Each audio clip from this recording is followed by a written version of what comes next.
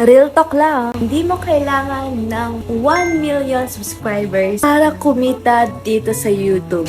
Ang kailangan mo lang ma-hit ay ang 4,000 public watch hours. Kung napapansin mo, sobrang dami mo ng views, pero hindi ka pa din umaabot or hindi mo pa rin na-reach ang 4,000 public watch hours, well, merong mali sa ginagawa mo. Sa video nga na ito ay sasabihin ko sa inyo ang 10 proven tips na ginagamit naming mga small content creator para ma-hit ang 4,000 public watch hours ng mabilis. Ito ha, kahit nagsisimula ka pa lang ngayong 2026, possible yan. At warning lang, ang number 7, ang pwedeng mapadoble ang public watch hours mo. Bago tayo magsimula, let me clear, ang 4,000 watch hours ay hindi po 4,000 views. Ang ibig po sabihin nito ay 4,000 na minuto na pinanood ng viewers mo sa loob po ng 12 months. And tandaan, kung ang video mo ay merong 1,000 views at tig 10 seconds lang po yung retention nila o yung pag-i-stay nila doon sa video mo,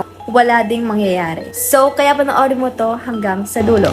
Tip number 1. Hook every 5 seconds. Kung boring ka sa first 5 seconds mo pa lang, tapos ka na. Mas maganda every 5 seconds ay may dahilan sila para hindi sila mag-scroll. Example na lang ng boring intro ay, "Hi guys, welcome to my channel." Ito po yung dahilan kaya hindi ka umaabot doon sa 4,000 watch hours. Tip ko dito, curiosity agad, tapos wala nang intro. Dapat direct to the point ka. Tip number 2, gumamit ka ng open loop. Magbigay ka ng mga bitin na information para mag-stay sila at mapilitan silang tapusin ang video mo. Example na lang, mamaya sa dulo ng video na ito ay ipapakita ko ang exact strategy na nagbigay sa akin ng 1,000 watch hours sa 1 week. Syempre, may chance ang manood sila po hanggang sa dulo. Tip number 3. Ito usually hindi ko na ito ginagawa. Pero ito, mas maganda gawin nyo to. Lalo na kung beginner pa lang kayo. Gumawa kayo ng video at least 8 to 10 minutes. Pero dapat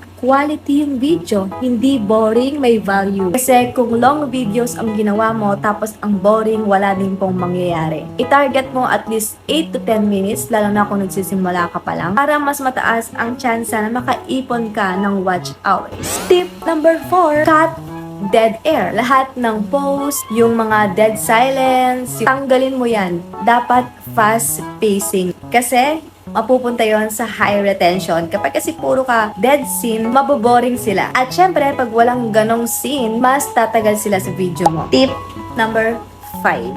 Storytelling over random talking. Kung puro info lang, aalis sila. Pero kung may story yan, sigurado kung kakapit sila sa'yo. Simulan mo sa problema, pag-struggle, tapos sa solusyon. Tip number 6. Pattern interrupts. Ito yung lalagyan mo na nag-edit yung video mo. Biglang zoom, tapos sound effects, text, camera angle. Kasi pag monotone ka, bye-bye retention. Mas maraming galaw, mas maraming effects, mas magi-stay sila. Tip number 7. Ito yung papadoble ng watch hours mo. Playlist strategy. Gumawa ka ng playlist mo. Yung niche mo o yung topic ng buong channel mo ay lagyan mo ng playlist para sunod-sunod na lang panonoorin yung vlog mo. Mas haba kasi yung watch hours kapag meron kang playlist. Tip number 8.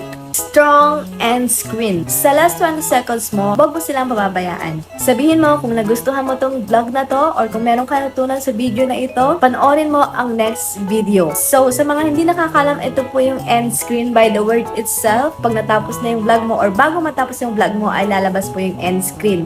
Kaya gumamit po kayo ng YouTube features. Tip number 9. Consistency over perfection. Lagi ko tong sinasabi. Hindi po kailangan ng perfect video. Ang kailangan mo po ay consistency. Aanuhin mo po yung isang video na gusto mong maging perfect pero hanggang ngayon di mo pa na-upload. Dapat mag-upload ka kahit maraming pagkakamali. I-improve mo lang yan. Mas maraming videos, mas maraming chance na tumaas ang public watch hours mo. Tip number 10. Rewatchable content. Gumawa ka ng related na content doon sa mga nag-viral na video mo. Yung mga binabalikan ng audience mo. For example, tutorials o kaya yung mga guides. Pag inulit mo yung ganong topic o gumawa ka ng related na topic na ganon, dodoble ang watch hours mo. So, uulitin lang natin ang 10 proven tips. Hook open loops, tamang haba ng vlog mo, fast pacing, storytelling, interrupts, playlist, end screen consistency, and rewatchable content. Hindi ito theory. Ito ay gumagana ngayong 2026. Ngayon, ang challenge ko sa'yo, gumawa ka ng video mo at i-apply mo yung mga sinabi ko. At balikan mo ako after 7 days. Bago ka umalis sa vlog na to, huwag kang titigil sa pangarap mo. Kapag tumigil ka, doon ka talo. Watch hours is not luck. Kung gusto mo maging part ng next wave ng creator sa 2026, hit mo ang subscribe. Pero ang mas importante, i-apply mo tong mga sinabi ko. Bye! And God bless us all.